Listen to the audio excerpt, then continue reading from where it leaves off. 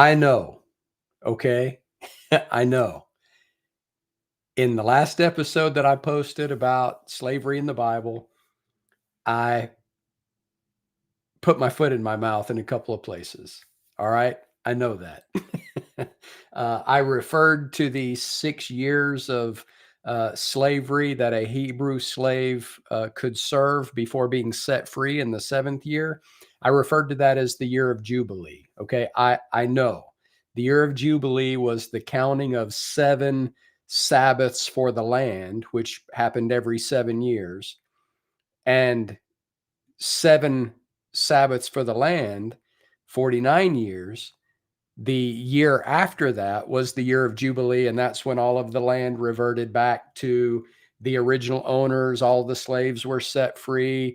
Everybody was restored to their own land, their own tribes, their land was restored.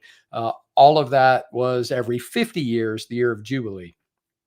I made the connection between the Hebrew slave that could only be kept for 6 years and then had to be set free the 7th year unless they voluntarily chose to stay longer.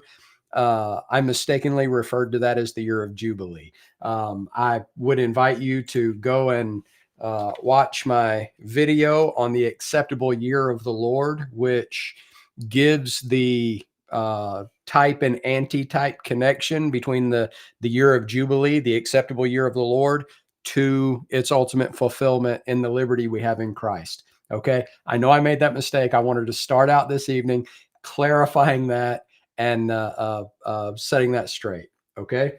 Now, I have had the real privilege to have a couple of special guests to come on Bible Q&A with me this week and spend some time with me discussing this issue of slavery in the Bible. So I don't want to take any more time away from that because this is already going to be a long episode.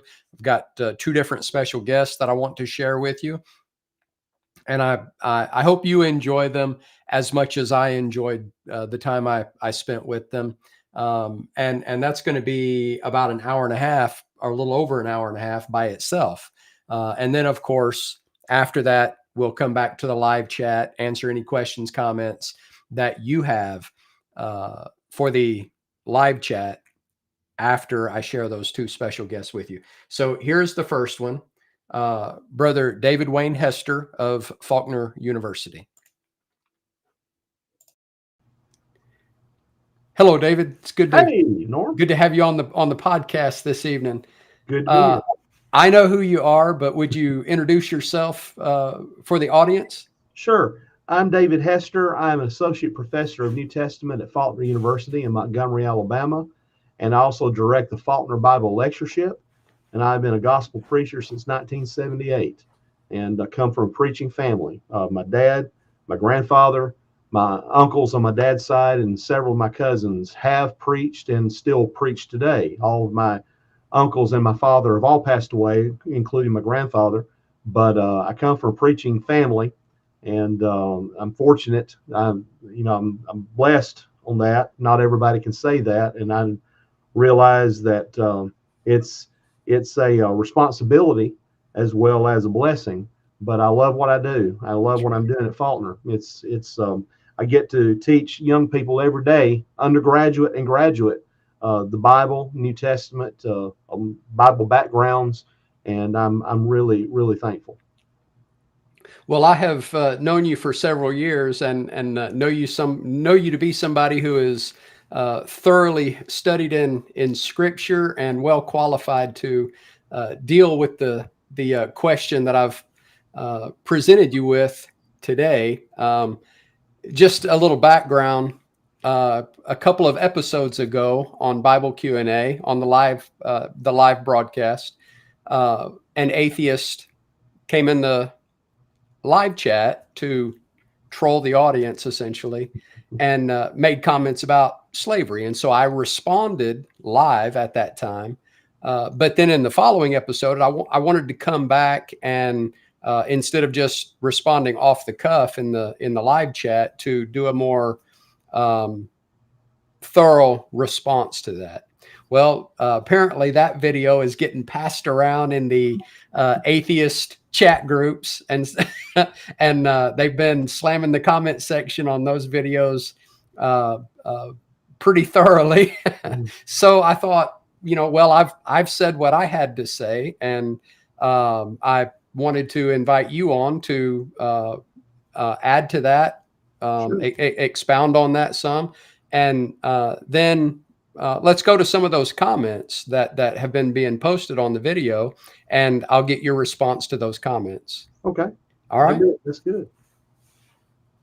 And what I was going to say, slavery itself, and I watched the video that you mentioned. Slavery is a difficult issue, no matter how you discuss it, because of the United States history in the 19th century, 18th, 19th century on the issue, and the war that was fought, and to a large extent about that question. I mean, there are those that would deny that slavery had anything to do with what we call the Civil War. Right. But I would argue that if you take away slavery, you don't have a Civil War. That's you right. Don't have it. I mean, you've got severe questions about government and about taxes, which every generation has.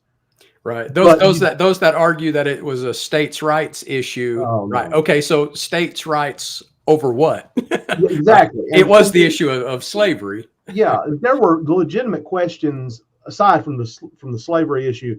There were legitimate questions about the nature and scope and size of government. I mean, that's something we all always deal with. Right. But you take away slavery out of the equation, you don't have the war between the North and the South, and all the 600,000 plus lives that were lost. It was a necessity because it purged our nation of that issue, of that moral deficiency, I believe, that we had. And we could spend the rest of the time going into why the founding fathers did not address it and did not end it. That's another topic for another kind of discussion.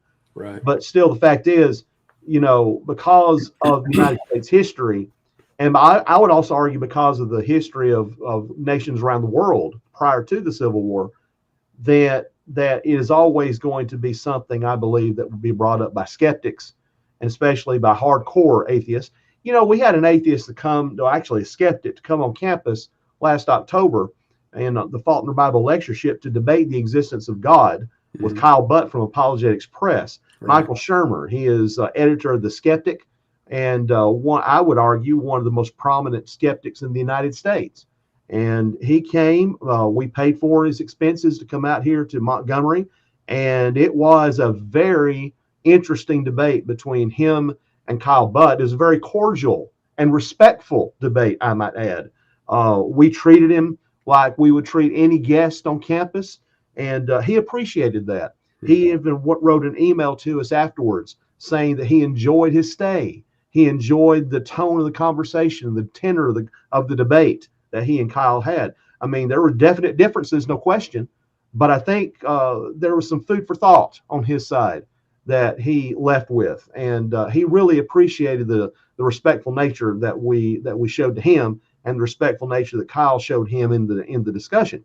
So I'm not talking about all atheists or all skeptics, because there are those that have common sense and basic, I would say, respect for others.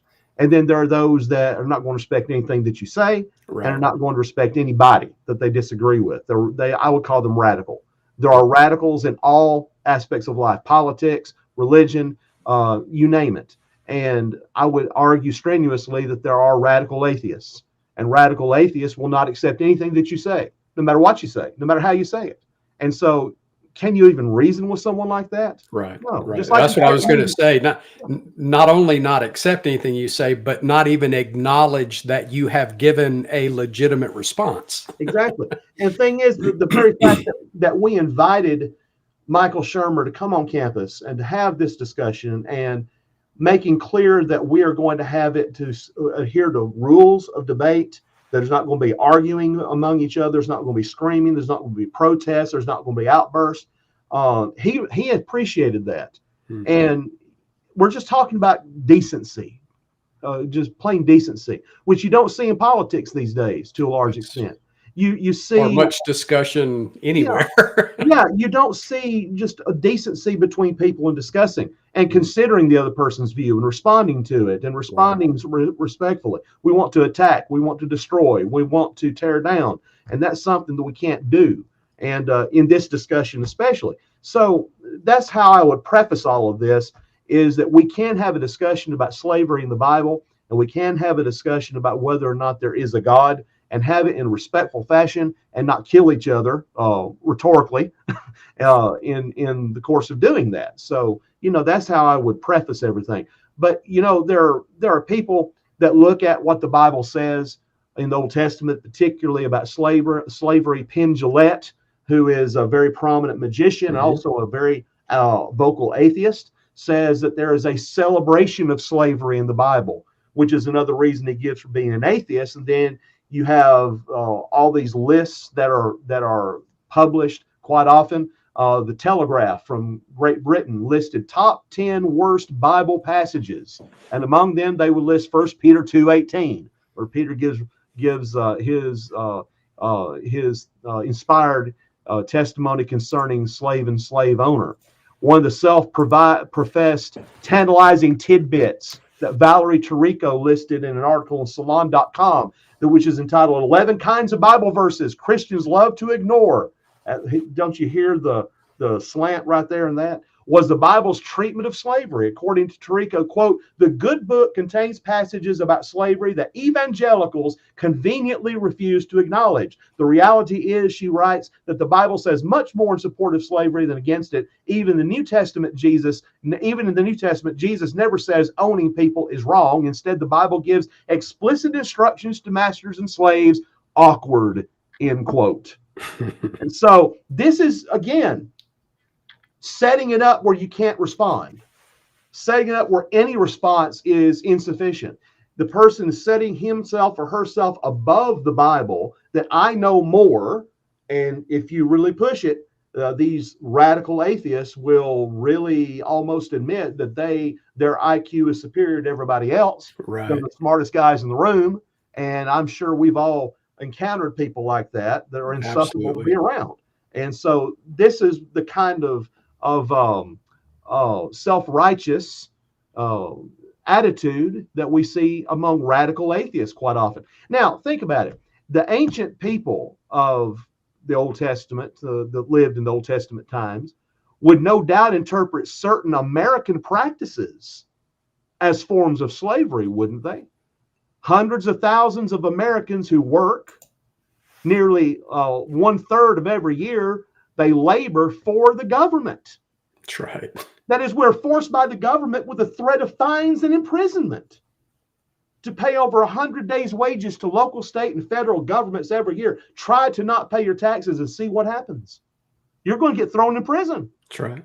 According to IRS.gov, U.S. citizens who fail to pay government-mandated taxes can be prosecuted and imprisoned for up to 5 years. Now, think about it. First-century slaves walking into a U.S. prison and seeing men and women living for years in a 6-by-8-foot prison cell for the same crime that they committed, which resulted in their enslavement. What might they call prisoners today who may be forced to pick up trash on the side of the interstate or perform some other kind of labor?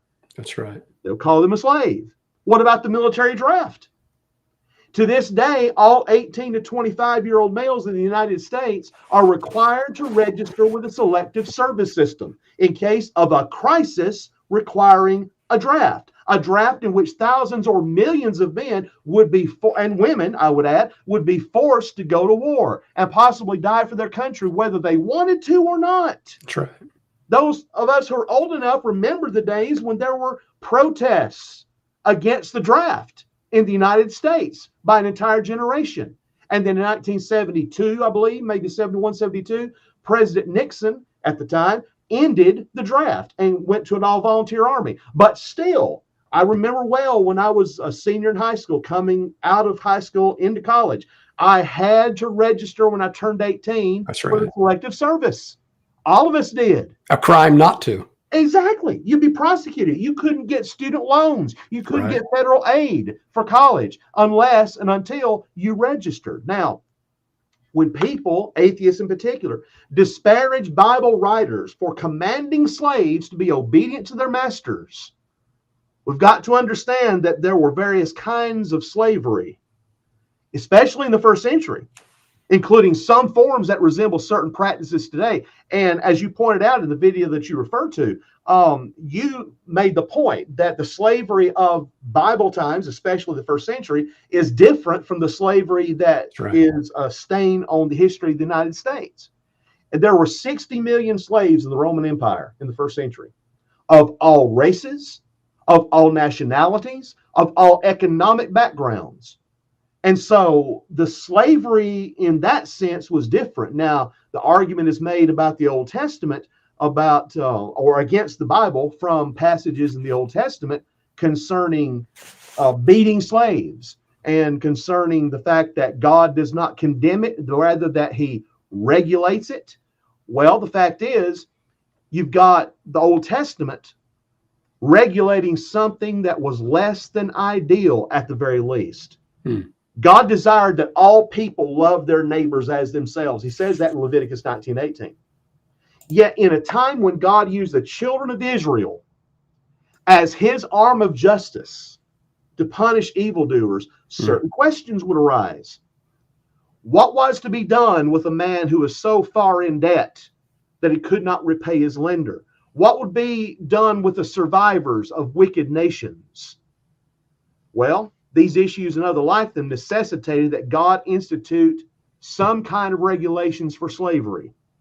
You see, the real crux of the issue is this. Those who attack the Bible point to verses in the Old Testament that offer a particular regulation for slavery, like Exodus 21, 20 and 21. From there, they proceed to argue that the Bible is a vile book that does not condemn, but actually condones slavery. And since all slavery is morally wrong, the Bible must not be the product of a loving God. But when a man is convicted of murder, he is often sentenced to life in prison in our day. During his life sentence, he is forced by the state to do or not do certain things. Is his loss of freedom a kind of slavery? Absolutely. But is his loss of freedom a morally permissible situation? Yes. He's become a slave of the state because he violated certain laws that were designed to ensure the liberty of his fellow citizen whom he had murdered. So one might concede that anyone dealing with the Bible and its position on slavery is that in some conditions, slavery is not necessarily a morally deplorable situation. So who has the right to determine when slavery can be imposed on a certain person or group of people? God does, obviously.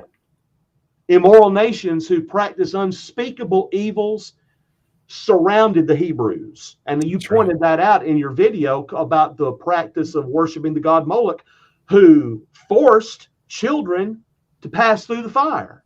That is, the followers of Moloch would do that. The nations around the Israelites were burning their own children as human sacrifices to a pagan god. They would heat that statue to white hot heat, and they would place those infants and toddlers on the arms of that god, and it would burn them instantly to death.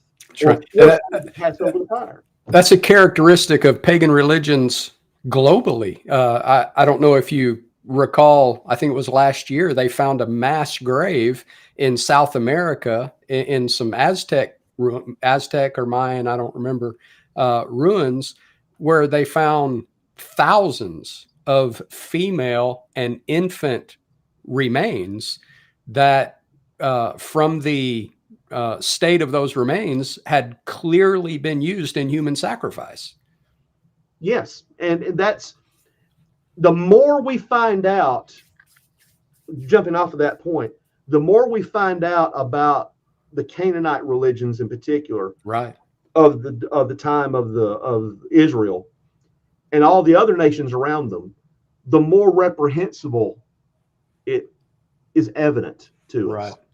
Assyria, for example, if you know anything about the Assyrian Empire and their practices of conquering other nations and what they did to those nations, the first thing I thought about when I studied about the Assyrian Empire was Nazi Germany, because the brutality, the sheer violence and brutality of the Assyrians was on that level. It was on that same par with not the Nazis. And so they would regularly brutalize and inhumanly treat the nations whom they conquered. And they would quite often carry them away into slavery, into involuntary servitude. But there would be things surrounding that would be just beyond the pale, beyond the pale. And at that time, when all the cultures of that region were practicing those kinds of things, the God of heaven gave his people a law that prohibited that kind of conduct. Exactly. And the by and large, the regulations that are found in the Old Testament, in the Torah, in the Mosaic Code, regulate slavery and treat the slave as a human being. That's right. And even though there are punishments that are prescribed, such as Exodus 21:20, beating, if a man beats his male or female servant with a rod, he dies under his hand, he shall surely be punished. If he remains alive a day or two, he shall not be punished for his property. To 21st century, 20th and 21st century eyes in the United States, we'd be are abhorred by that. Right. But yet, think about it. Many of the Old Testament slaves were members of the sinful nations who have been delivered in the hands of the Israelites because of their immorality. Suppose that a slave from one of those nations had made up his mind to do as much damage to his owner as possible. The slave had the option of running away to a gentler owner whenever he wished. That's clear from Deuteronomy 23:15-16. But suppose he chose to stay and steal from the owner, or break the owner's equipment intentionally, or destroy the owner's crops. What could the owner do to stop such sabotage? That could be a possible explanation of this difficult verse, obviously. No matter how well slaves were treated, some might have been rebellious and defiant, forgetting that they were alive because they were taken as war captives instead of being executed.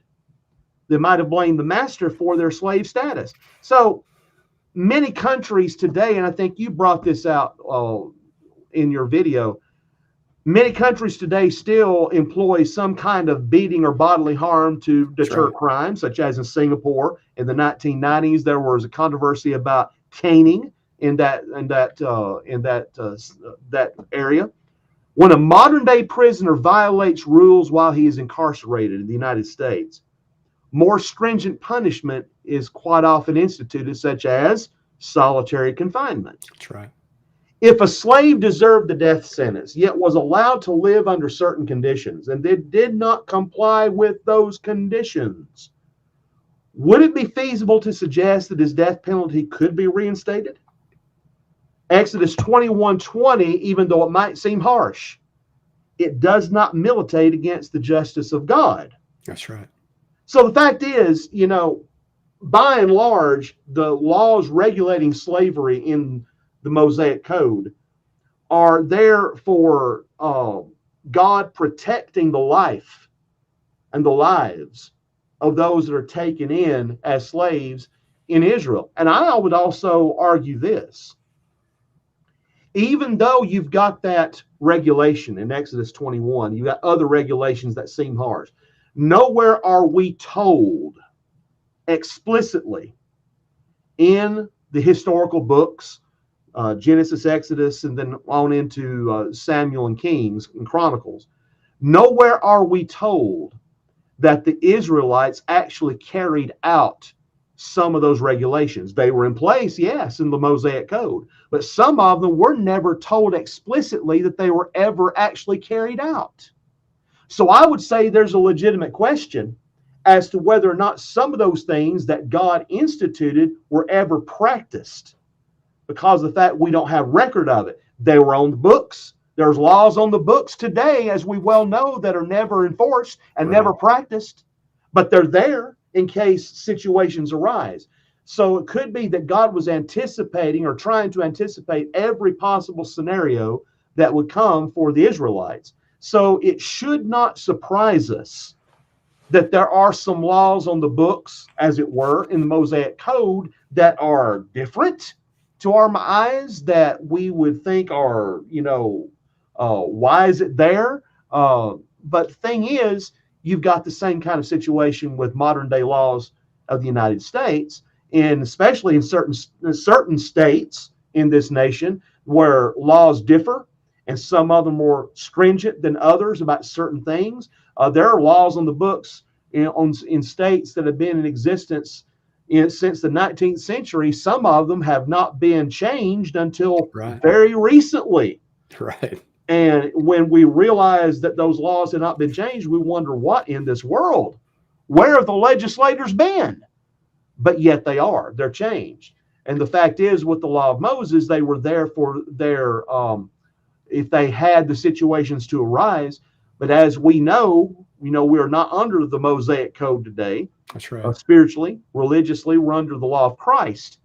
And the New Testament does address slavery, and it regulates slavery, the slave owner and the slave himself. But when you look at the first century slavery that existed, to a much greater extent, it was an economic system for the Roman government.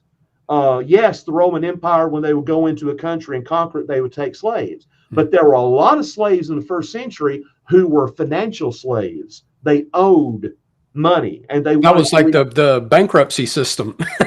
they need to repay their debts. So some of them, according to the historical record, voluntarily went into slavery to pay off their debt. That's right.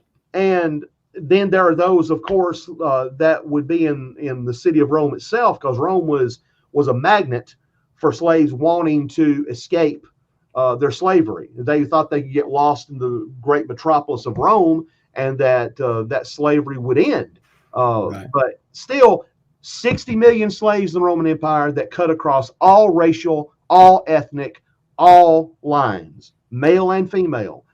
And those slavery regulations in the New Testament, for example,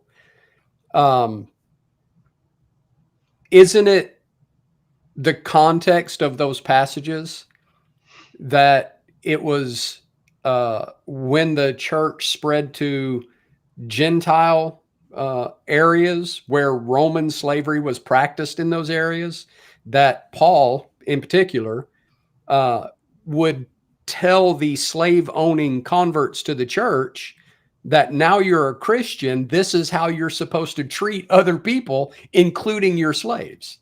Yes, absolutely. Book of Philemon, especially.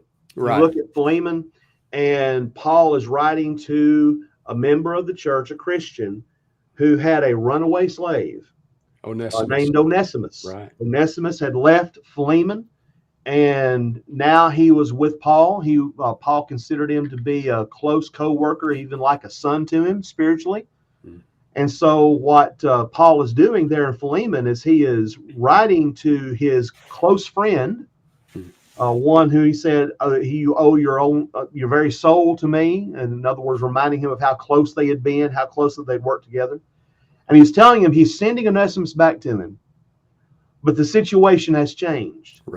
The situation has changed because Onesimus has become a Christian, and that he is now a brother. And more than that, verse 16 is the key verse in understanding that whole book.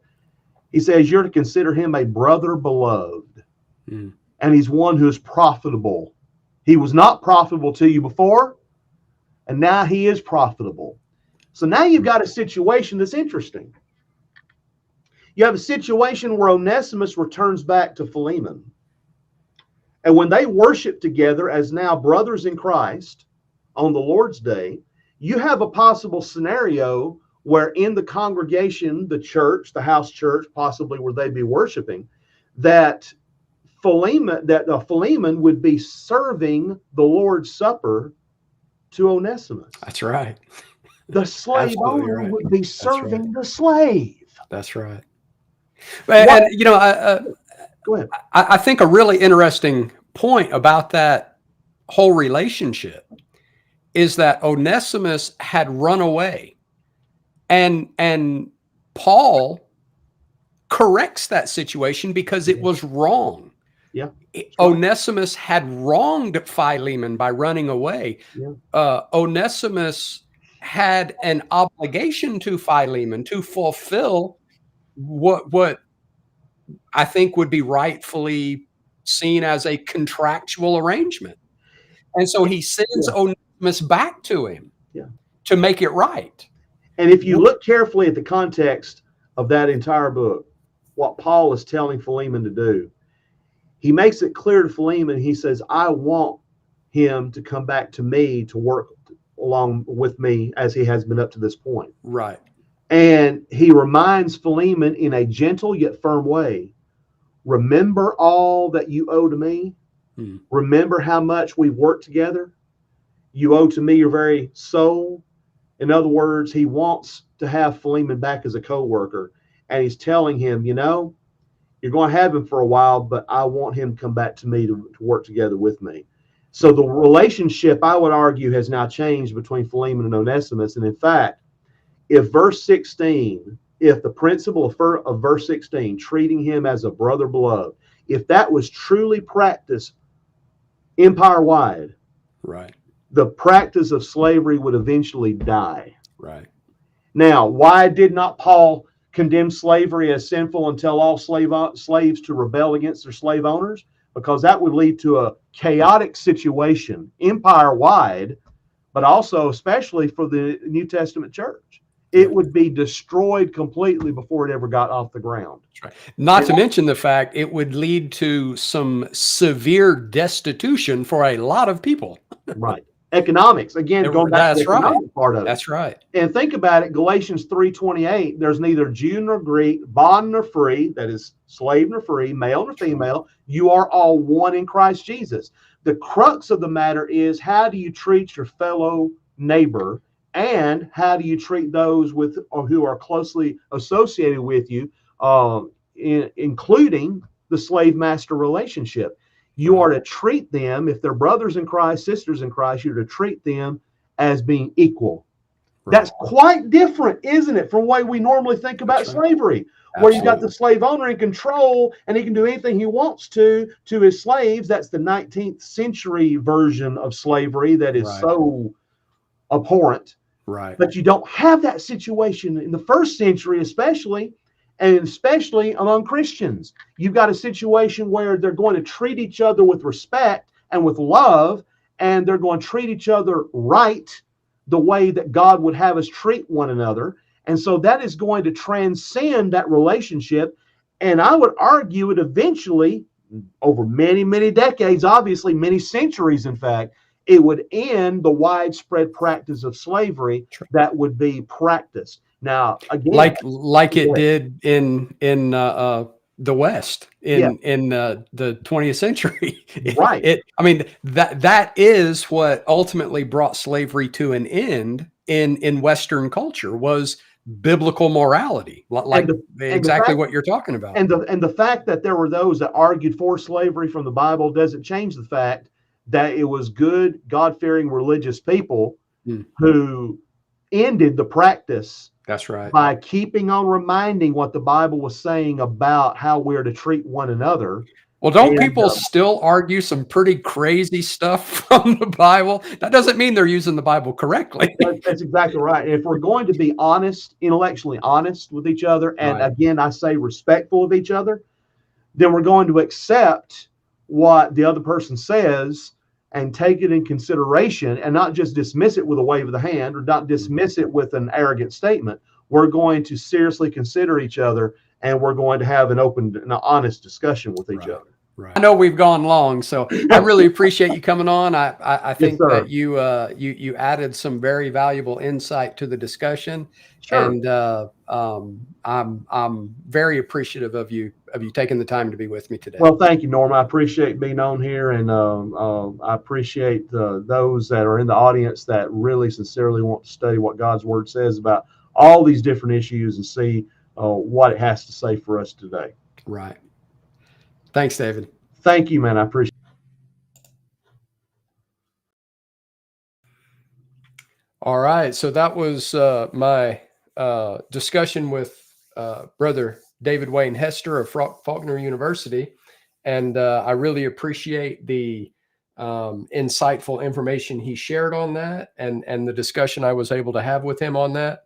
I have another special guest to share with you this evening. Brother Hester referenced this brother, Brother Kyle Butt of Apologetics Press. I was able to spend some time with him discussing this issue, and I'm going to share that with you now.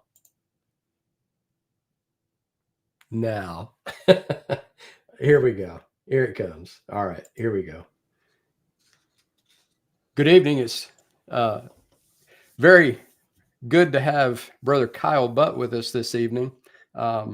I'm familiar with Kyle's work. I've been reading his articles and listening to his lectures for several years. But for the sake of the audience, Kyle, would you go ahead and introduce yourself? Sure. Like you said, Kyle Butt. I have been with Apologetics Press for the last going on 24 years now, and I work in the Bible department there. My regular course of work is I write books, I do videos, I do seminars, and specifically, primarily toward the apologetic topics.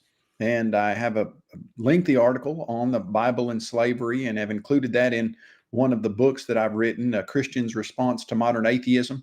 And it's something that we deal with on a fairly regular basis. And I can understand that because it's a highly charged issue and topic, and something that I think really, actually, when you study it, helps us understand the nature of a loving God much better. And that's the kind of thing that I do, and really enjoy my work, and glad I get to do it. And I'm glad to be here with you on this podcast. I really appreciate you spending this time with us and addressing some of the comments that have come in on a video that I did on this topic, slavery in the Bible.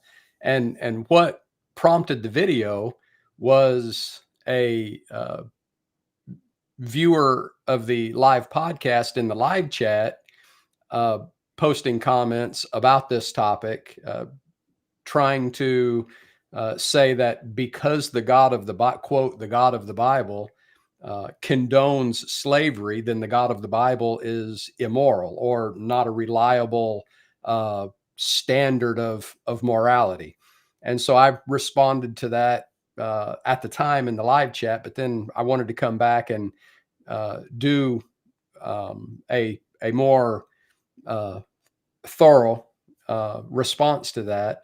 And the comment section on that video has, it's probably getting passed around in the atheist chat rooms and stuff. And so there's a lot of pretty inflammatory comments on that video. And I thought I would have you on to respond to those. And with your background on this subject, I knew that you had written on this subject and were very well studied. And just before we get to that, what's the primary focus of Apologetics Press as an organization? For those that might not get the immediate implication of the name itself, Apologetics Press, what's the primary focus of Apologetics Press? Sure. Funny you should ask that, because lots of times when I say, hey, I'm Kyle Butt, I work at Apologetics Press, they will say, Apostolic Express, what is that? And I'll say, no, it's, Right. it's Apologetics Press. And then they'll get a little kind of sly grin and say, what are you apologizing for? And Right. I understand that, because it's not a word that we use on a regular basis. But of course, it comes from 1 Peter chapter 3, verse 15. There, sanctify the Lord God in your hearts, and always be ready to give a defense. That word defense there in the Greek is apologia. And historically, the term apologetics was understood to mean a system of study where you're defending a belief or a system of beliefs that you have. And there are all kinds of apologetics. You could have Muslim apologetics, you can have Christian apologetics, you can have Republican apologetics or Democratic apologetics.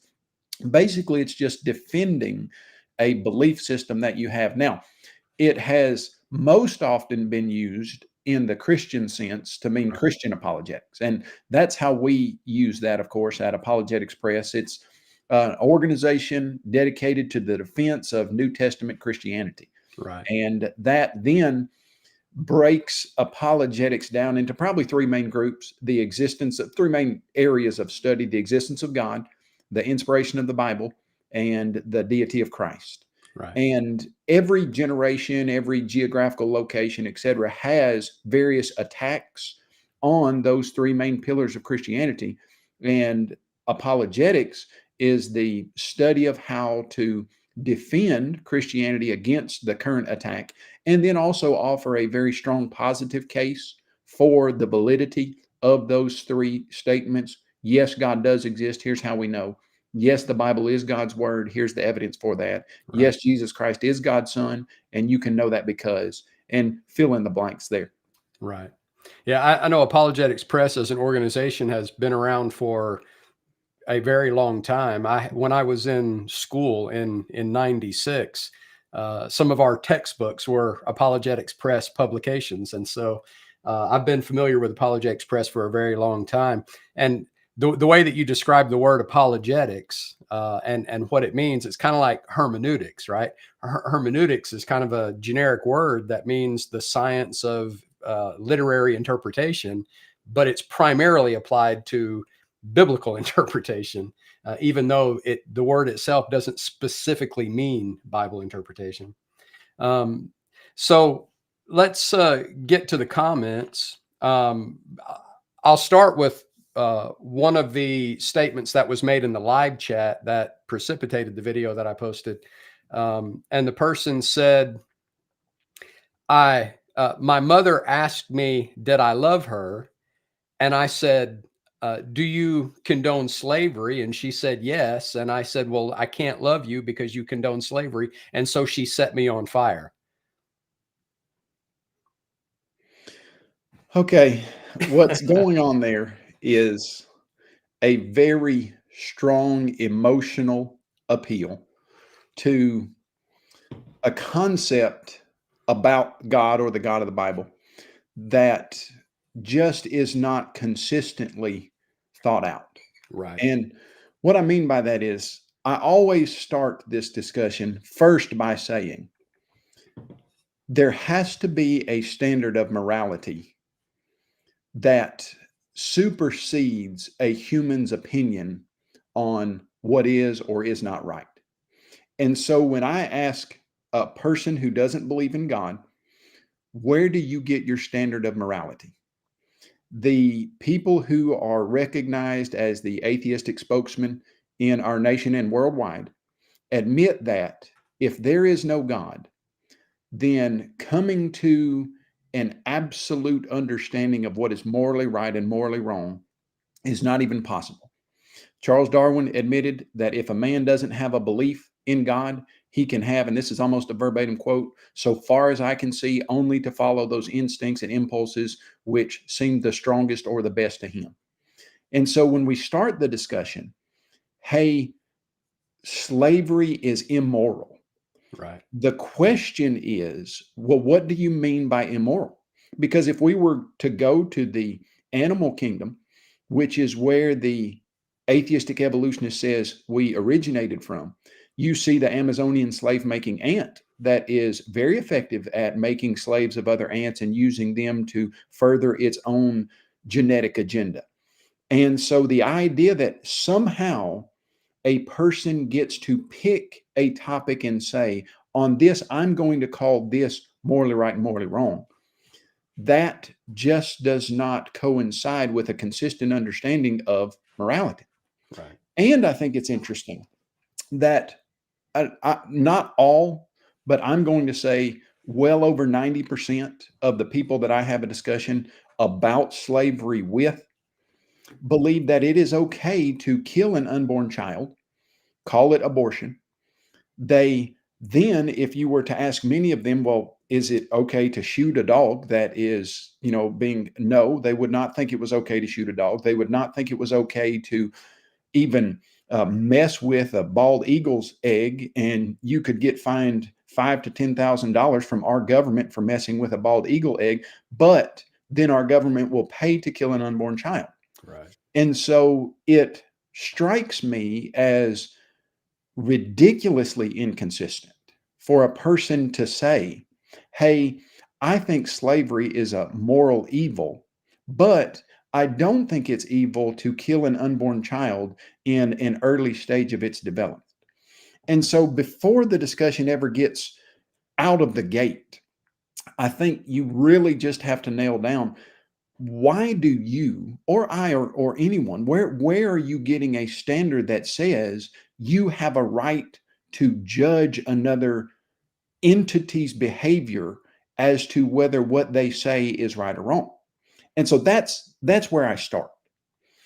The next aspect of that, if it, that statement is so charged with all kinds of things, like, okay, then my mother set me on fire, etc. And that's a discussion of, and it's a whole different discussion of, is God immoral for allowing a person to choose to reject him and ultimately end up separated from all good, which the Right. Bible describes as hell? Okay, that's totally different discussion. And it's even saying that the reason you're getting set on fire is because you don't love your mother, and of course understanding the comparison there to being lost, and but that's not the reason that people are condemned. People aren't condemned because they don't love God. They don't love God because they are contrary to God's will, right? It's setting a standard that God didn't set. That's right. And, to me, if you're going to try to make an illustration out of that, or an analogy, try to compare it to something, it would be more like a person picking up a stick of dynamite and lighting it. Right. And God saying, will you please hand me that stick of dynamite? I want to put it out for you. And the person saying, no, I'm not going to, and blowing themselves up, and then blaming God Right. for not putting the stick of dynamite out. That's Right. way more accurate in Right. it. But now let's then get to the discussion of slavery. That word is so emotionally charged that what they mean by slavery is what was happening in the 1800s in the Right. deep South of the United States of America. Right. But then And that's the point I made in the video, is that because I called it a dishonest argument, it's dishonest in its foundation, because it's using our modern consciousness of slavery and projecting that back on the biblical setting, which is not the same. That's right. And of course, in argument circles, that's just called equivocation, Right. where you have two meanings of a word and you get somebody to agree with one meaning, and then you put into a sentence or a paragraph the other meaning and say, hey, okay, this is why you can't be right, but you're not using the same meaning of the word that I Right. was originally. Right. And so, I just, if you look at, there's a book titled The Moral Arc, and in it, the definition of slavery, this is from Michael Shermer, the man I debated back in October of last year. He says that slavery is being forced to work without pay, under the threat of violence, and unable to walk away from the situation. Now, is there any situation in the United States of America where people are forced to work without pay, under the threat of violence, and they can't walk away from that? Yes. Certainly there is. The main one that comes to mind, of course, would be incarceration. They have done something that caused them to get into a situation that they are now in jail. Many times they have to work without, or maybe with, a tiny amount of pay. I think the last I checked, people were kind of working for 12 cents an hour so that they could buy candy bars at the concession, whatever. But they would love to get out of that, but they can't. And so is it the case that our government forces people to work in a way that they don't want to, and they can't walk away from that? Yes. And so what the skeptic wants is a broad, sweeping statement: slavery is wrong. Right. But that's impossible to do Right. because They're using that word in a blanket in a blanket, coverage of that's every right. possible scenario. Yeah. So all right. Let's say you buy a house in the United States of America. Okay. Do you own that house? Well, yes, in one sense you do, unless you don't pay your taxes on it. And then the government will come take that house back from Right. you. The government will make you pay an income tax of sometimes 25%. So that's 1/4 of your labor every year goes to the government. You don't want that to happen. You wish you could get out of it, but you can't. But the skeptic then would say, well, that's not slavery. Yes, it is. And here's the statement I always try to nail down in a discussion of slavery. God has always condemned and been against the abuse of one person to another in a Right. situation that was an unjust abuse in which the person being abused did not deserve it and was innocent and should not have been. Right. That's what brought about the flood, was that the earth was filled with violence. God does not like violence. Right.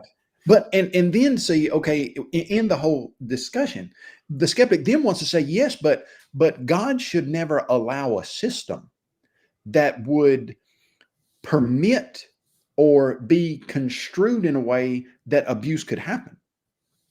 But then the question there is every single system of authority designed so that it could be abused and a person could take that authority and use it incorrectly?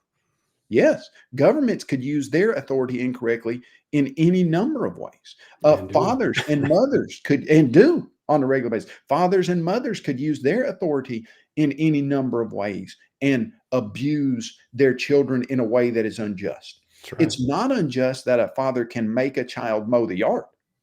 It is an abuse of that authority if a child is physically and emotionally abused by a parent. Now, Right. the system is not wrong, but the individual abuse of the system in that case is. And so, what you see in the Old Testament is God trying to regulate a system that is not inherently wrong, but often was individually abused, and God trying to make sure Right. that those abuses don't happen. And I think every single person probably that has ever existed could think of situations in their life where someone was in a legitimate position of authority over them and abused that, and they suffered because of that. It wasn't that the position of authority was inherently wrong. It was the person's abuse of that position of authority that was used wrongly against them. That's right. And that is what God is against, Right. the abuse of a legitimate authority position. Because in order to cast a blanket statement that slavery is wrong, well, okay, bankrupt laws in the United States of America would have to be done away with, Right. because the idea that, okay, we're not going to let you get into a debt situation where you would have to work to pay that back, even though you would want to get out of that and not have to pay that back. Okay. So that would be, ironically, an abuse of the non-authority position. The, hey, I'm going to get myself in $20,000 worth of debt, and I don't want there to be any way that you can force me to pay that back. Right. Well, nobody is advocating for that kind of, hey, there's no consequences for what you do. And I think then when you just start breaking down the Old Testament regulations about slavery and compare them to what allegedly all slavery is, 1850s Deep South America. It was never based on race. It was always wrong to kidnap a person and sell them. Right. When you look at the regulations for why many people were in a forced labor position, often it was because they had stolen something and they had to get in that forced labor position to pay that back. And then here's the irony to me is when you look at how God arranged forced labor compared to what we've done in the United States. And here's what I mean. A man back in the Old Testament that stole a sheep Well, he had to pay back 5 times Restitution, right. restitution. And if he couldn't pay it back, he had to be forced to work in order to pay that back until the debt was paid. Well, that was a great system of you put that person, because there was no jail system, there was no incarceration system. You either got beaten, you either experienced some physical pain.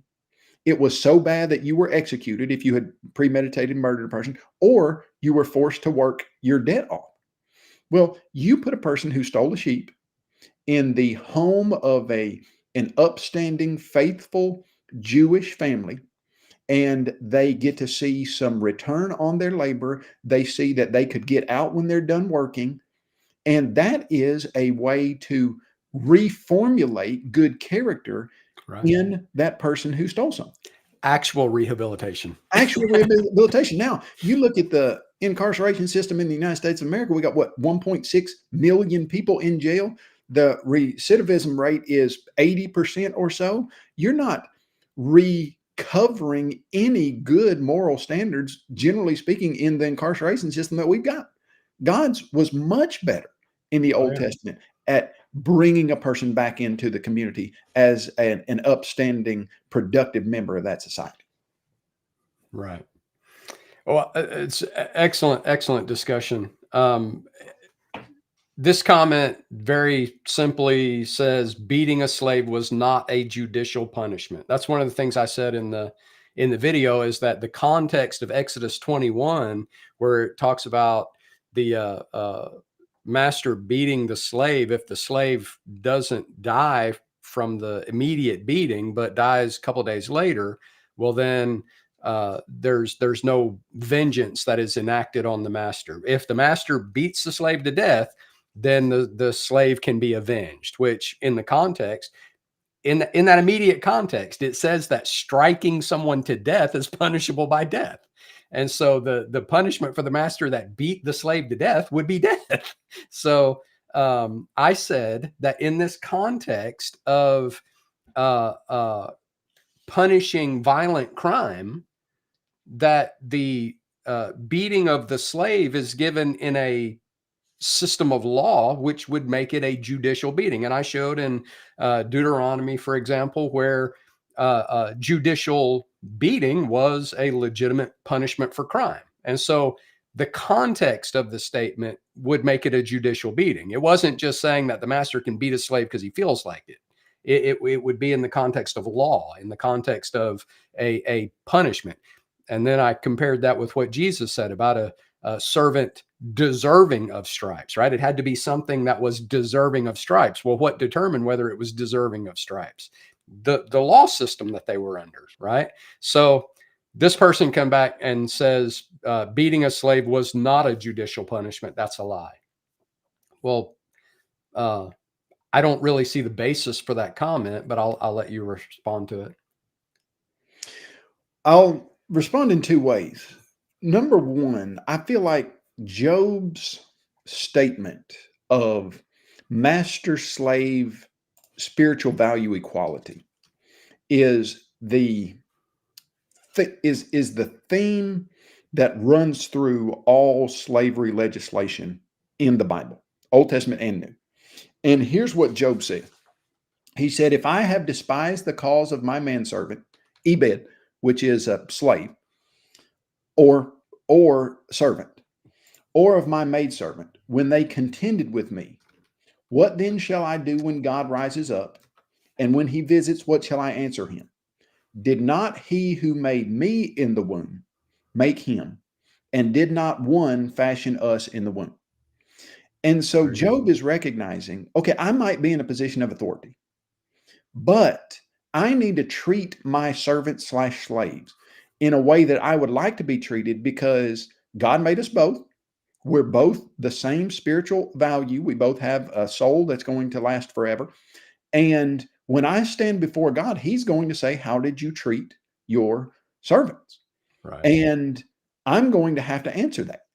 Now, that was the case in all biblical interactions between a slave and a master, that you're going to answer for any abuse or any righteous treatment that you dealt out to those slaves. Now, here is the interesting thing to me, I would guess, about the whole situation. There was not, under the patriarchal system before the law of Moses, and then even during the law of Moses system, especially patriarchal, there were no policemen. There Right. was no system of people who enforced the law. And so that was the burden of a master in regard to his servants, was the justice of enforcing the law. Right. Now, what's interesting to me about the legislation there in the Old Testament, okay, if a servant didn't like his master, the Old Testament says that servant could run away to any area that he wanted to in Israel. And the people where he ran away were not to send him back, but were to let him live in that area. Many of the people that were under slavery were there because of things that they had done that deserved death or worse, but they were allowed to live under a system of slavery, and or they were criminals. Now, the criminal who has stolen something and refuses to be regenerated by his allowance to live and work off his debt, that could run away and go do something else if he wanted to, but chooses to maybe stay and sabotage the master's work, to break the master's equipment, to cause lots of bickering and violence, and to do all kinds of things to the master's family, etc. Okay, what do you do in a situation like that? There's no police force. You don't call 911 and say this man's doing this. And so masters had the legal right, just like a policeman would have a right in a jail system, to, if a group of convicts decided they were going to rebel against the warden and the policemen in the system, the people who were officers there have the right to use violence to stop that rebellion, to stop that upheaval, whatever it was. Right. And so, is it true that a person could abuse that authority and stretch that beyond what it should have been? Right. Yes, that's true. But is it true that if a slave who was justly stationed in a person's house refused to regenerate and or remove himself from the situation and just continue to cause trouble, what is to be done there? Right. And I think it is perfectly permissible, as we look at that, and to use beating. Now, what's interesting to me there is, even a non-slave, if a Jewish person in Israel in the Old Testament did something that was worthy of beating, Right. even if they weren't slaves, they got beaten, but with 40 stripes minus one. The Right. text says you could whip them up to 40 stripes. Right. And so, yeah, our culture acts like, okay, beating is a terrible, horrible thing, but lots of times it's something that would immediately have, okay, it's painful consequences, but your debt is paid now and you can move forward. And it is something that is permissible, but not to be abused. And Right. what you see the text And do there is trying to curb the abuse. right. And judicial beatings were a legitimate punishment for crime even in this country until fairly recently, and are still practiced in Eastern countries, many Eastern countries. So, if, as you just described, if a household slave was purposely shirking his responsibilities, which would be a breach of the contractual arrangement to repay the debt or to make restitution for some wrongdoing, and was purposely shirking those responsibilities. And so that master took his servant to the judge. What, according to Deuteronomy 25, beginning with verse 1, what could the judge prescribe as the punishment for that servant not doing what he was supposed to do, acting unlawfully? He could prescribe a beating for him, right? That would be a judicial beating. Mm-hmm. Well, and the idea that the skeptic somehow knows that the text is not talking about a judicial beating. Right. That to me, I would find very hard to prove or nail Right. down. If you were just say, well, how do you know this is not a judicial beating? Well, it doesn't say it. Well, there's all kinds of stuff that is judicial that wouldn't be tagged that specifically. The original readers would have understood exactly what was going on.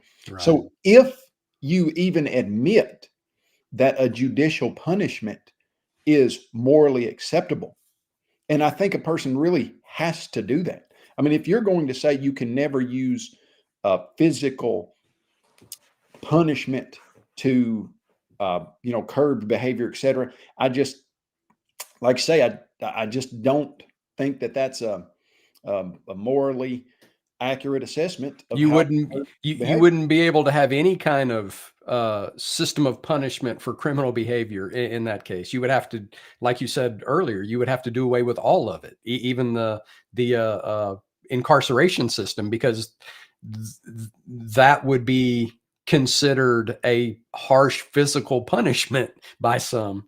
That's right. And so I don't think that a skeptic can say, no, that was not judicial punishment. Right.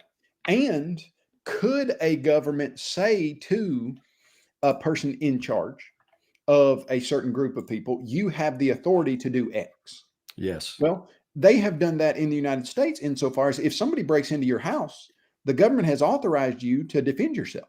Right. And you can use physical violence to defend yourself as an authorized governmental agent under certain conditions. Right. Hey, if someone breaks into your house, you can use this type of physical force unless you don't feel like your life is threatened or they don't have a weapon, etc. And so there are regulations for that. So could the Jewish community, Israelite community, have said, okay, as a master, you have the authority if your slave does this or that, Right. to use this limited amount of physical punishment in order to stabilize the environment? Yes. Right. So they could do that. So now, there again, do I think sometimes that was abused? Sure. Yes. Just like I think some wardens in prison systems and some police often abuse. I'm not going to say often. I respect police and I love the structure of authority that we have, but do they sometimes abuse the authority that they have? Absolutely, Right. positively. And God never condones that kind of abuse. That's right. And even employers using that authority to abuse their employees. I mean, that happens in any kind of authoritative role. There's always the potential for abuse of that, as we said earlier.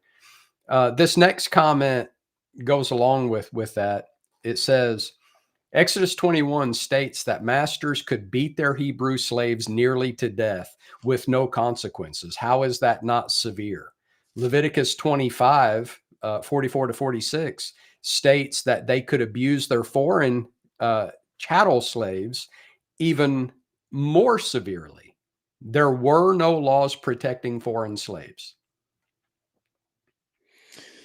Well, I just don't think that's true at all. In fact, as you look at God's instructions to the Israelites, God often stressed his love for the stranger. That would be a statement that God uses the word for a person who was in the Israelite nation but was not an Israelite. You look in Leviticus chapter 19:34, but the stranger who dwells among you shall be to you as one born among you, and you shall love him as yourself. For you were strangers in the land of Egypt. I am the Lord your God.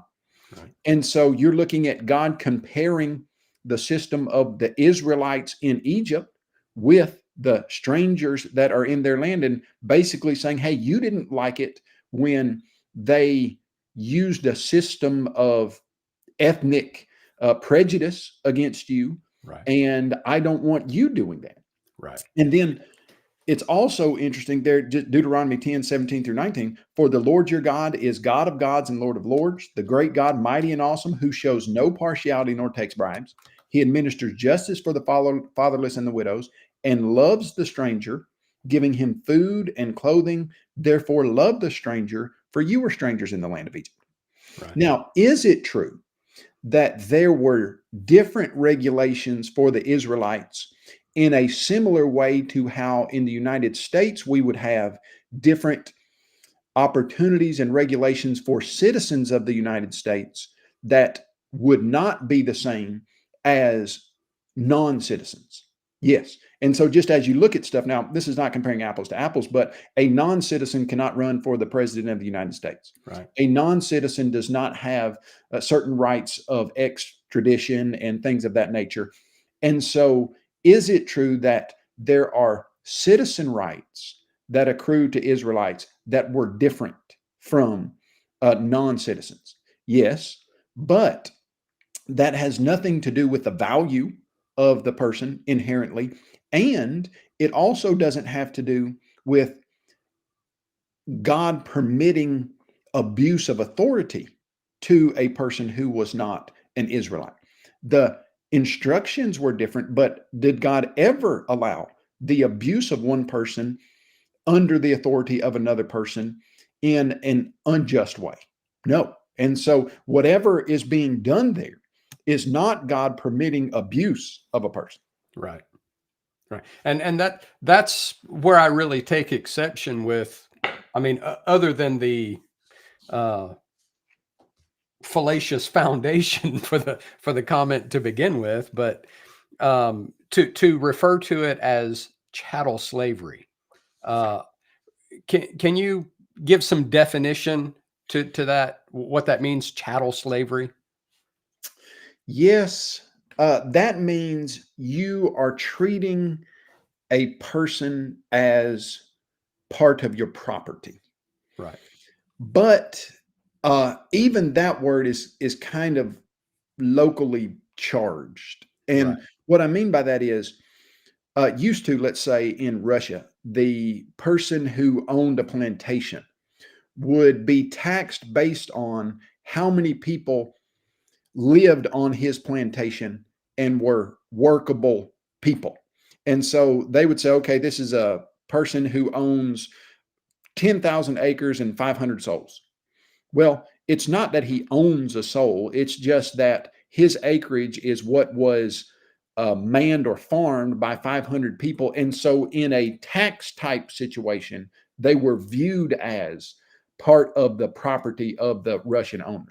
And so, I would very much argue that as you look at what could or could not be done to a slave, God never viewed a person's soul as being owned by any other person.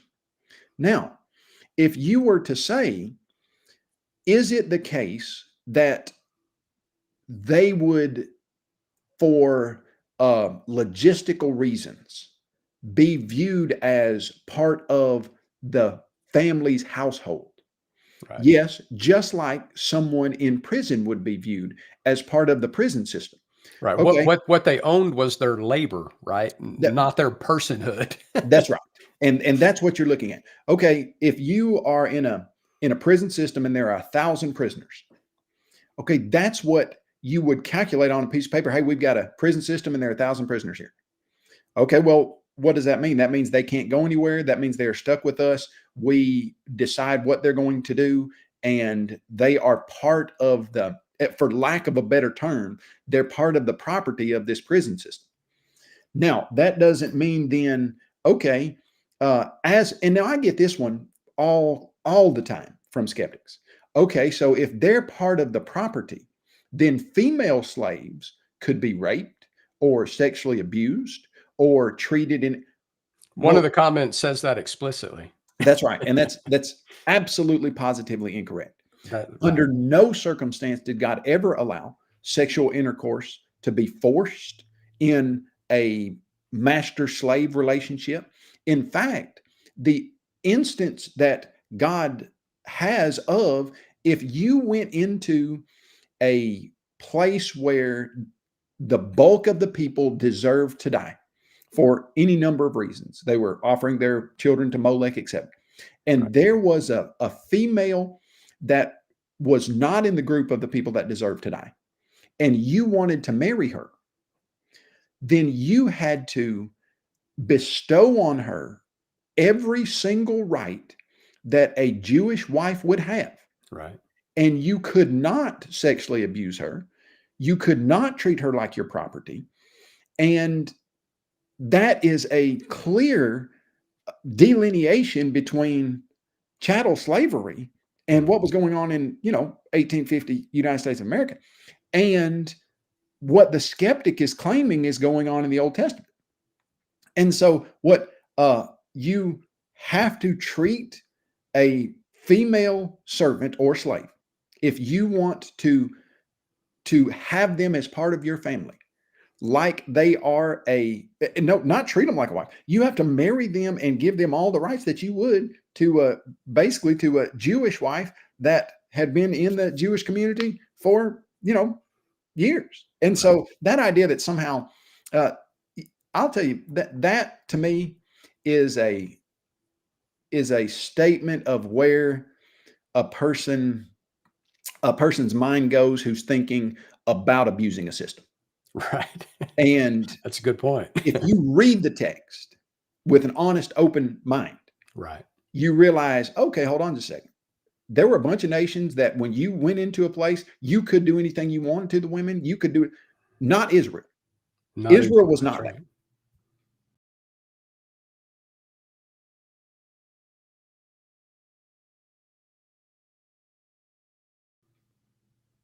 That's why I made a comment, and it was a kind of a loose reference to the Gibeonites and how the Gibeonites begged Joshua to make them, their servants. I understand that wasn't in the context of slavery, but even in that setting, they would have rather been servants to Israel than to be dealt with the way that the nations around them dealt with each other, and be condemned the way that God had condemned them for their behavior. So I made the comment that compared to the way that slaves in the nations around Israel got treated, they would have begged to have been taken as slaves by Israel, because the standards of treatment were so different. That's right. In fact, I'm just another statement from Michael Shermer. I had some statements I knew he had mentioned and talked about slavery and things in the Bible. And here was his statement there again in the book of the Moral Arc. He says, in some cases, it may be true that slavery or bondage really meant something more akin to servant, bondservant, or manservant, along the lines of a modern live-in maid or housekeeper. And he goes on to say, okay, yeah, in some cases, it might have been very beneficial to the person who chose to be in a slavery/servant position. And when you look at how Abraham treated his slaves, now 400 years before the law of Moses, but he said one who was the leader of his house was going to inherit everything that he had. And that would have been a person that we would have considered in this context to be a slave. And so there's no question, I don't think even in the skeptic's mind, that some of, if not many of, if not most of the situations that are labeled as slavery are much more akin to an employee-employer relationship and have nothing whatsoever to do with what we would consider as slavery. Very good. The next comment, it kind of goes off of that last one. It says, under Mosaic law, foreign slaves were chattel slaves. Now, I think most people, when they use that term and they see that term, that they're making the connection to cattle, and they're saying that, again, based on the more modern sensibility of slavery, that the slaves were treated like cattle, beasts of burden, worked to death, and treated, worse than animals in a lot of respect. That's what people think when they think of chattel slavery. an asset of the plantation, yes, like cattle, and worked like cattle. But the person I think is in the comment using chattel slavery on the more correct definition of the term. Under Mosaic law, foreign slaves were chattel slaves. They could be bought, sold, separated from their families. Here they say it explicitly. Separated from their families, beaten, raped, killed, kept for life, and passed down as inherited property. Now, it is true that about the inherited property, it's not at all true about raped and killed just, because you want to.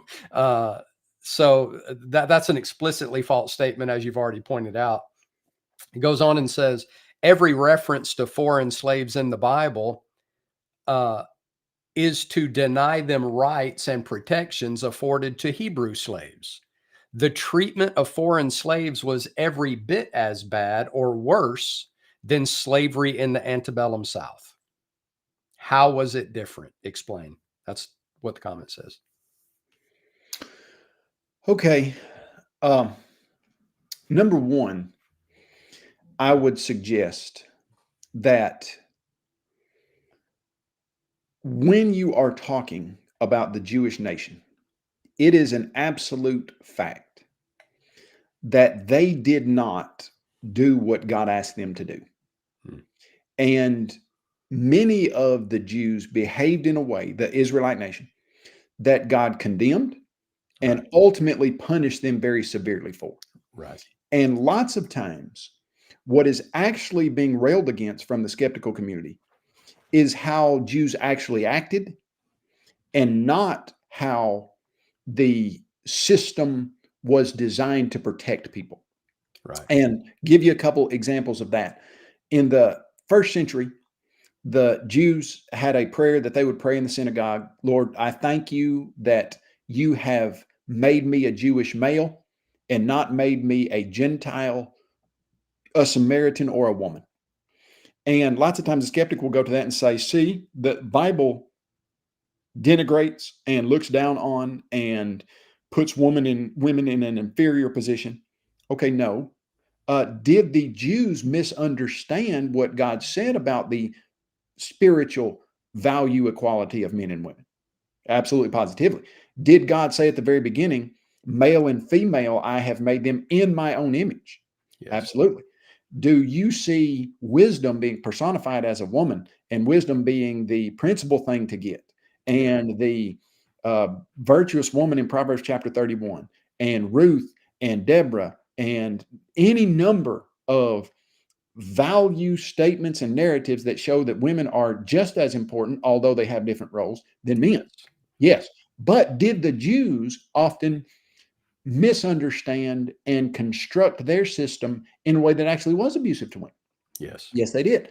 Same thing with divorce.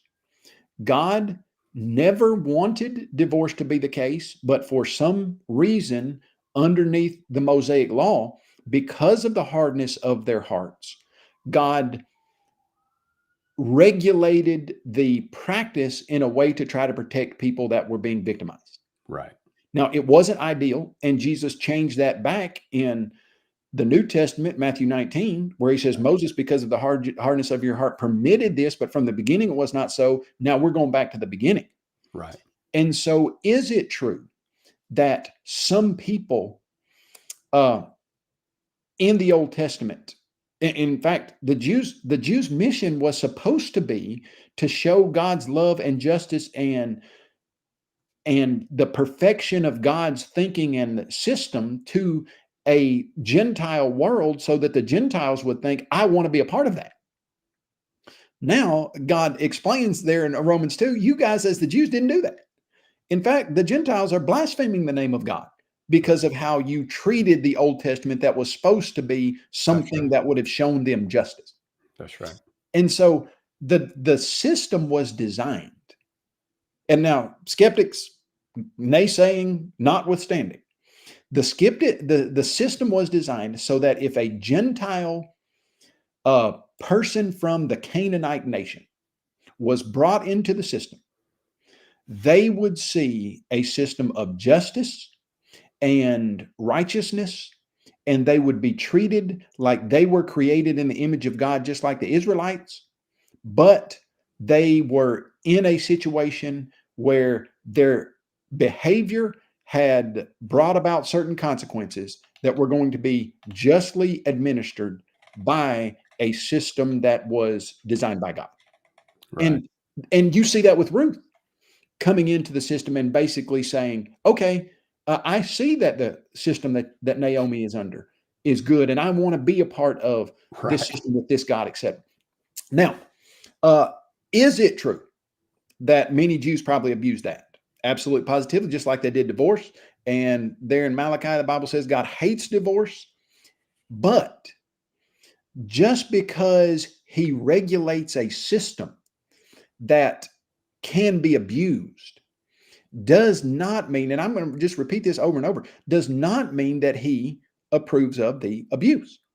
So when it happens that a person does something that is wrong, hey, if you hit another person in the face for no reason with a rock and it kills them, here's the instructions that I want to happen in that situation. Well, that doesn't mean that God condones hitting another person in the face with a rock. Right. And so what God's doing with the regulations of slavery is not giving a blanket approval to everything that was going on. He is saying, in these situations, this is what I want. And the idea that abuses of legitimate authority were happening, yeah, they were. And God never liked those. And he always was going to bring about justice ultimately in this life or the next. But the system itself had to be regulated. And when you start looking at those, okay, number one, God said, hey, Israelites, if you do what I told the nations around you not to, then I'm sending you all into slavery. Right. And he And did. so what happened to them in Babylon? Right. They became slaves because they disobeyed God. And what was that based on? Their behavior. It wasn't based on their ethnicity. It was based on their behavior. And God said, I'm going to treat you just exactly like I treat all the other nations. Now, for a time, were there Israelite citizen regulations that accrued to Israelites just because they were Israelites in the nation, and those citizens regulations were designed to keep the moral and religious structure of the Jewish Israelite nation intact. Yeah. But that didn't mean it was because God loved the Israelites more than he loved anybody else. In fact, he said, I didn't pick you because you were more righteous, Right. but I picked you to show my authority and wisdom to the nations. And if you don't do that, you're going to get exactly what they got. Right. And the point you made about Job 31:13 and following, underlying all of the master slave relations in Israel, such a great point. Let me just read it again. If I have despised the cause of my male or female servant when they complained against me, what then shall I do when God rises up? When he punishes, how shall I answer him? Did not he who made me in the womb make them? Did not the same one fashion us in the womb? So that was supposed to be the mentality of the Hebrews. This is part of the Hebrew wisdom literature. This is supposed to be part of the mentality of the Hebrews toward the servants. And when God reminded them that you were slaves in Egypt, and so you love your neighbor as yourself, and he says, I am the Lord your God. Isn't that saying that when you cried out for deliverance, I delivered you? And so that's how you're supposed to treat other people. That's exactly what's being said. And the other correlation to that is, and if you are abusing slaves and they cry out to me, then I will deal with you just like I dealt with the Egyptians. Right. And so it's not a system of, hey, I love the Israelites more than any other nation in the world, and I am going to treat them in a way that I wouldn't treat other nations. No, Right. he's saying, I am picking the Israelite nation out to show what I can do and to form a genealogical line for the Messiah. But if and when you abuse the authority that I inherently am setting that should be right and good, then you're going to get the same treatment. Right. And so, so the idea that somehow this is ethnically involved, well, Right. that's just, it's behavior based. Right. I think we got time for maybe one more, and it says nothing in the Bible condemns slavery, nothing prohibits it.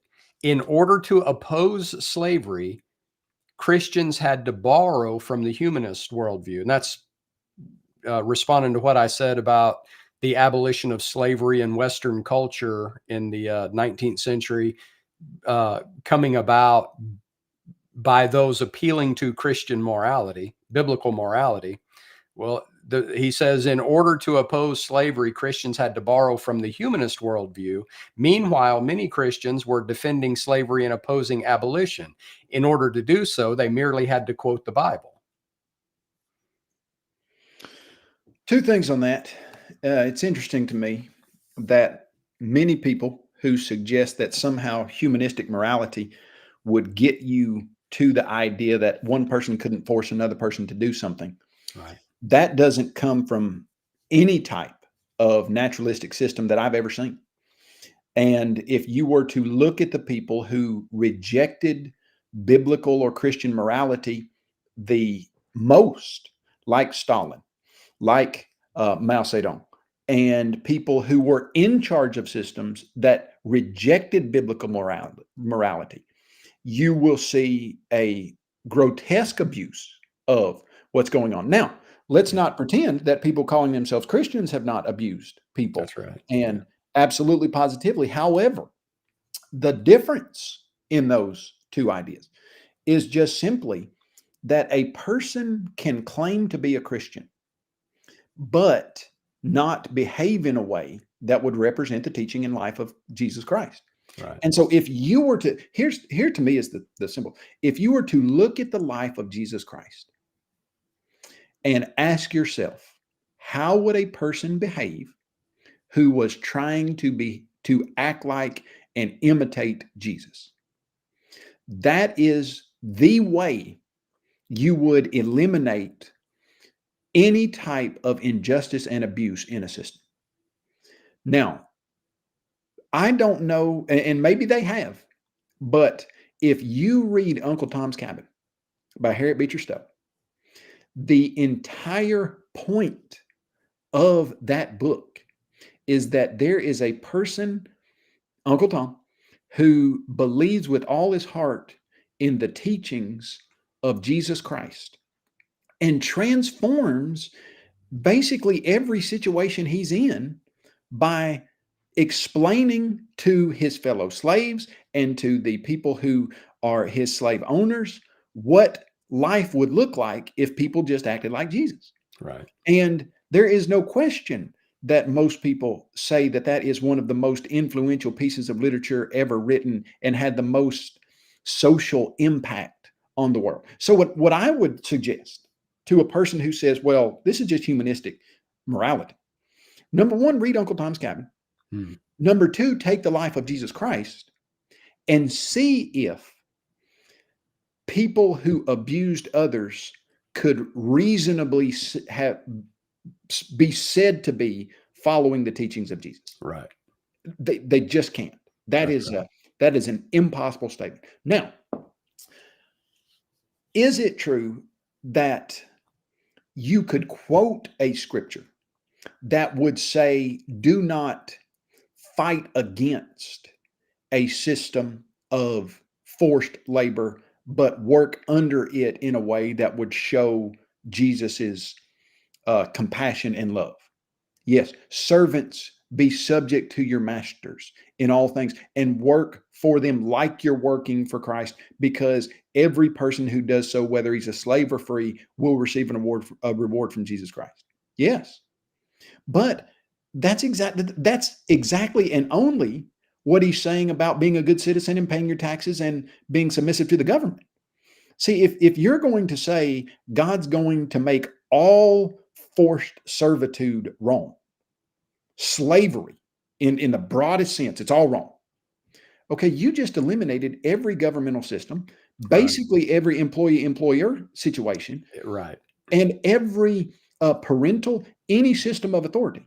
Now parents can't tell their kids what to do. Now governments can't tell their citizens what to do. You've eliminated all of it. Right. And so, sure, you're never going to find a statement in the Bible that says all authority to tell someone else what to do is wrong. Right. Are you going to find a statement that says love one another and do to others what you want them to do to you? Yes. And now that statement right there is what, if put into practice, alters a society. Which is basically what Job said when it came to how he treated his servants.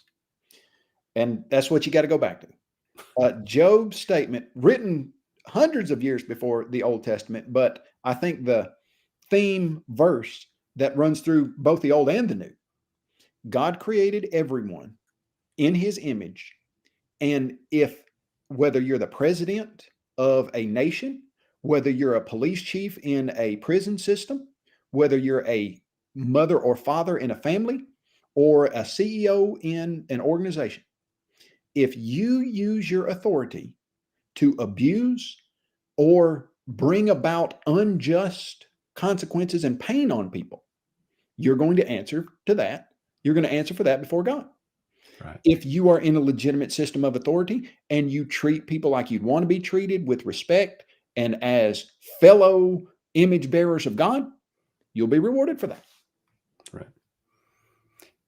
Well, I really appreciate you coming on and discussing this very pleasant issue of slavery in the Bible, Kyle. I've really enjoyed your response to these comments. I think I know I've learned a lot from listening to your response to these comments. I hope that the Bible Q&A audience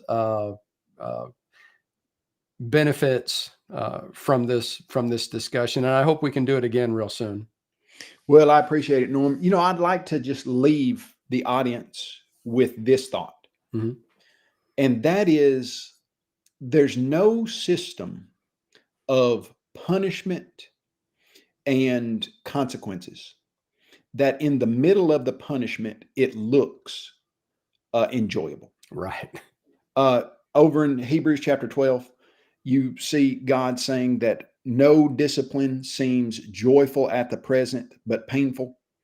And take the parent-child relationship. You've asked your child to do something or not do something, and they have rebelliously said, no, I'll do what I want.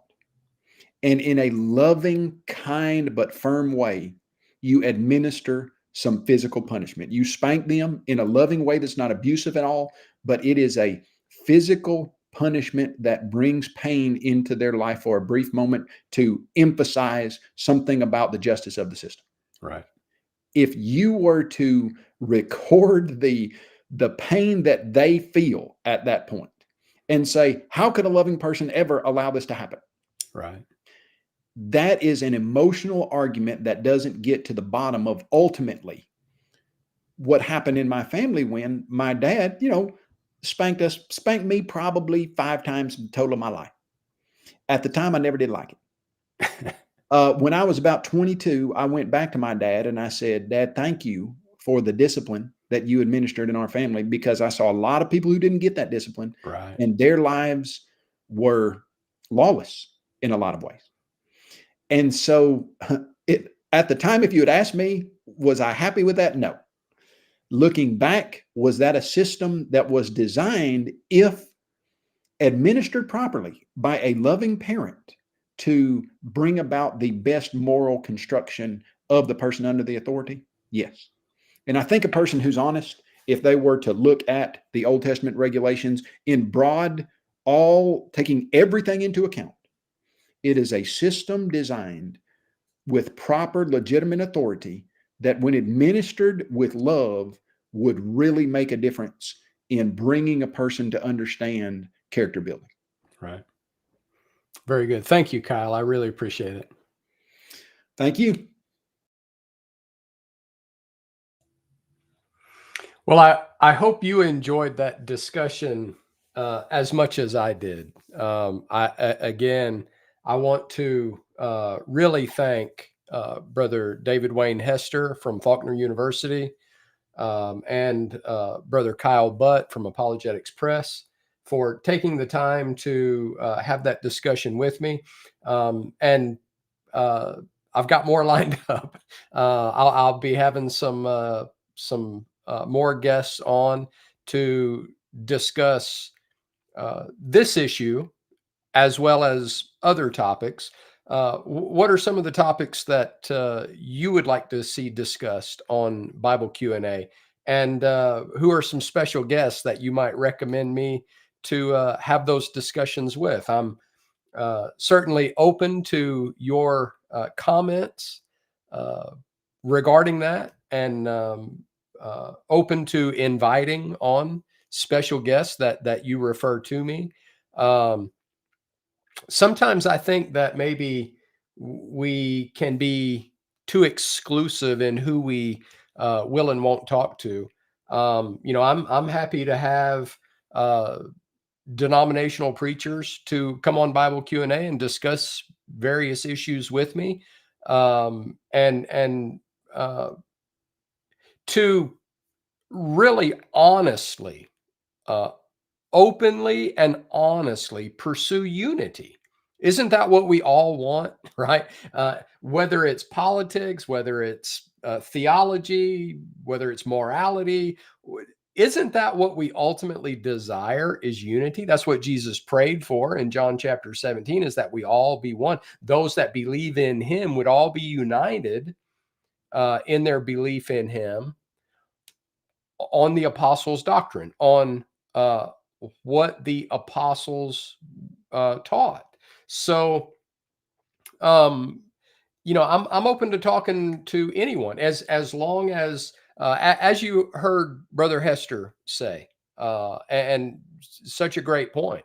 I'm open to talking with anyone that can have an honest and intellectually honest and respectful discussion, so that, if I'm having a discussion with a Calvinist and we're discussing the issue of once saved, always saved, for example, that, it's not going to be a situation where we start insulting each other's intelligence because we don't agree on that issue, right? I'm going to show what the Bible says on personal accountability and our free will moral agency, and they're going to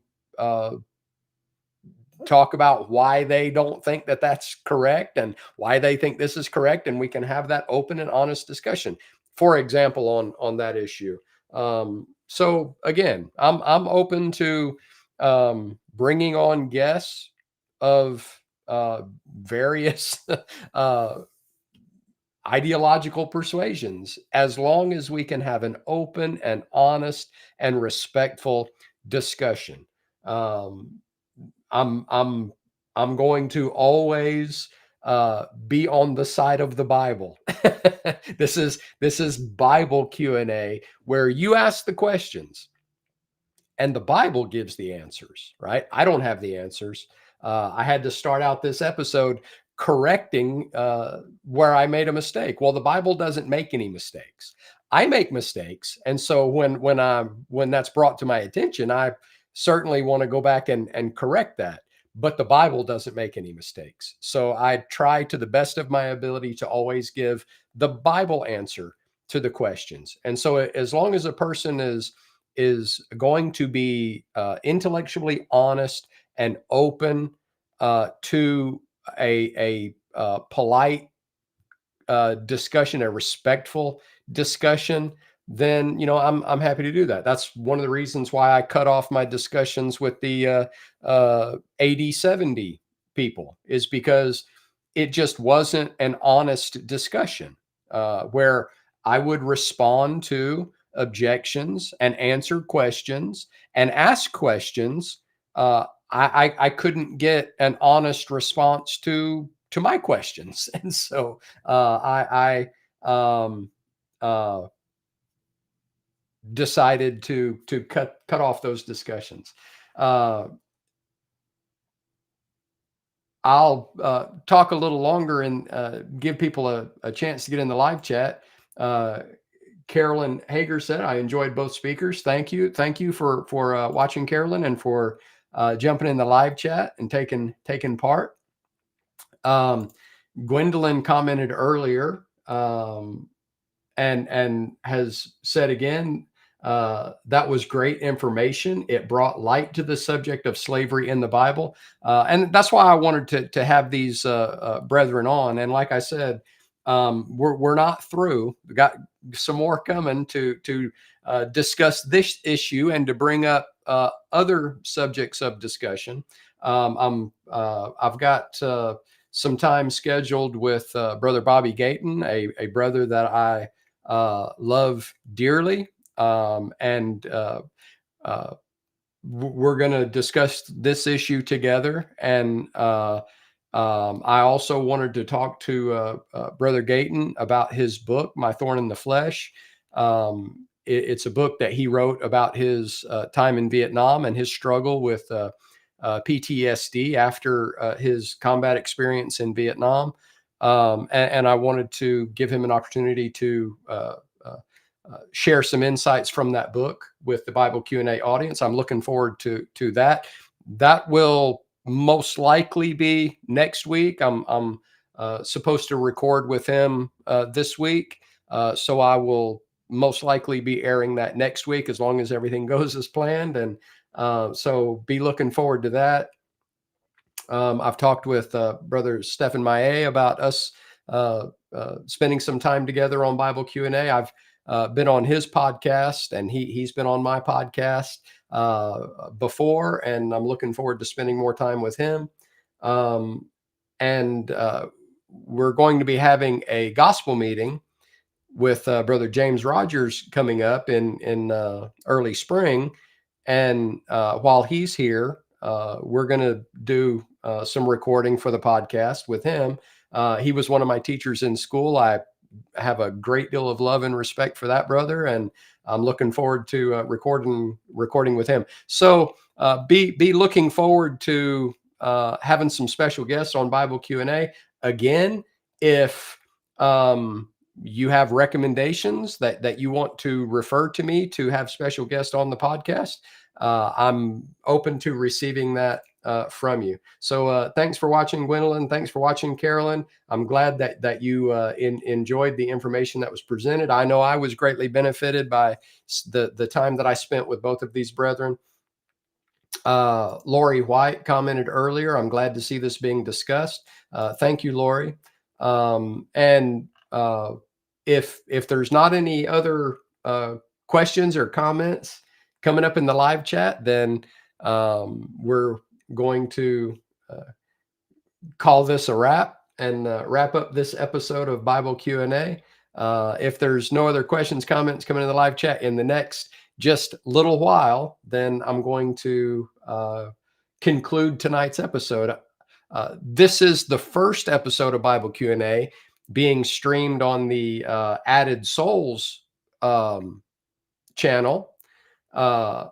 I was just added to the lineup on the Added Souls Facebook page, and I'm thankful for the opportunity to do that.